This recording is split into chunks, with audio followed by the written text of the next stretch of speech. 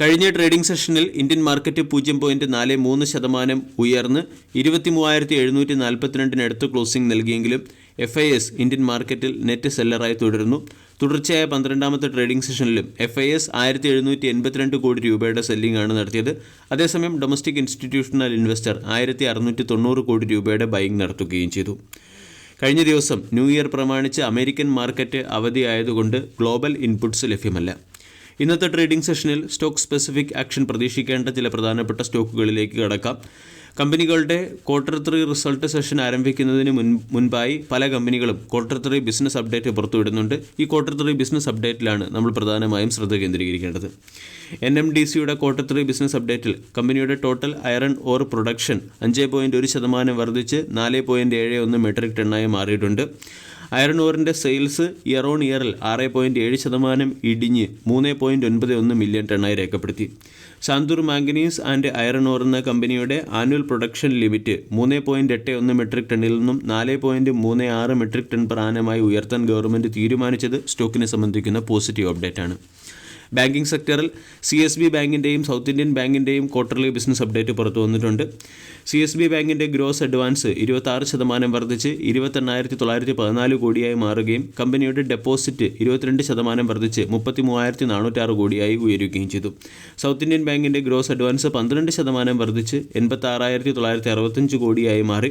Deposits 6.28% വർദ്ധിച്ച് 1.05 ലക്ഷം ആയി ഉയർന്നിട്ടുണ്ട്. കൂടാതെ കാസ റേഷ്യോ 31.80% നിന്നും 31.16% കറക്റ്റ് ആവുകയും ചെയ്തു.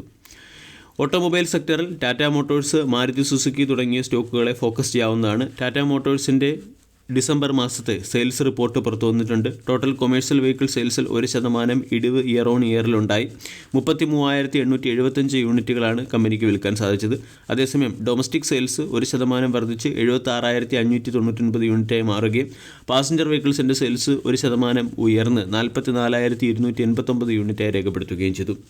മാരുതി സുസുക്കി മികച്ച പെർഫോമൻസ് ആണ് ഡിസംബർ ക്വാർട്ടറിൽ കാഴ്ചവെച്ചത്. കമ്പനിയുടെ ടോട്ടൽ പ്രൊഡക്ഷൻ വോളിയം 30% വർദ്ധിച്ച് 1.57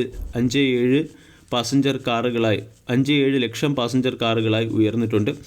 പാസഞ്ചർ കാർ സെഗ്മെൻറ്റിൽ കമ്പനി 21% വളർച്ച കൈവരിക്കുകയും ഏകദേശം 78,553 യൂണിറ്റ് സെൽ ചെയ്യുകയും ചെയ്തു. ടോട്ടൽ പാസഞ്ചർ കാർ പ്രൊഡക്ഷൻ വോളിയവും 30% വർദ്ധിച്ചിട്ടുണ്ട്. വിഷ്ണു പ്രകാശ് ആർ പുങ്കുലിയ എന്ന സ്റ്റോക്കിനെ ഇന്നത്തെ ട്രേഡിംഗ് സെഷനിൽ ഫോക്കസ് ചെയ്യാവുന്നതാണ്. രാജസ്ഥാൻ IT ഡിപ്പാർട്ട്മെൻറ്റിൽ നിന്നും ജോധ്പൂരിൽ ഫിൻടെക് ഡിജിറ്റൽ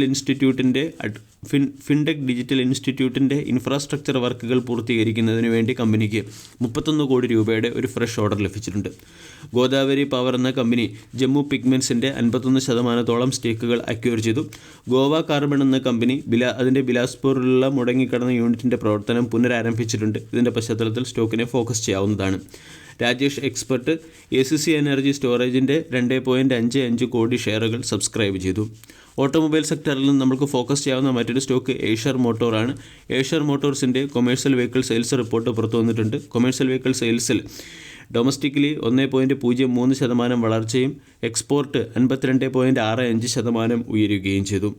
490 യൂണിറ്റുകളാണ് കമ്പനി എക്സ്പോർട്ട് ചെയ്തിരിക്കുന്നത്. കമ്പനിയുടെ വോൾവോ ട്രക്ക് ആൻഡ് ബിസിനസ്സിൽ 21.94% വളർച്ച ഇയർ ഓൺ ഇയറിൽ കമ്പനി കൈവരിക്കുകയും ചെയ്തു. വീഡിയോ എല്ലാവർക്കും ഇഷ്ടമായി എന്ന് വിശ്വസിക്കുന്നു. Thank you.